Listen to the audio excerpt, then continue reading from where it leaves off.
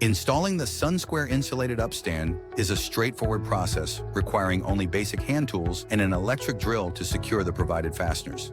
Measure the roof opening carefully, length, width, and diagonal dimensions, against your order to ensure the opening is square.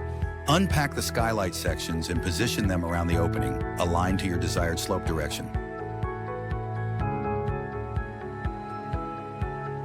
Secure the front and rear tabs of the upstand with supplied screws through pre-drilled holes. Avoid over-tightening to prevent wood splitting. After fastening the upstand together, check your diagonal measurements once more to ensure the upstand is square.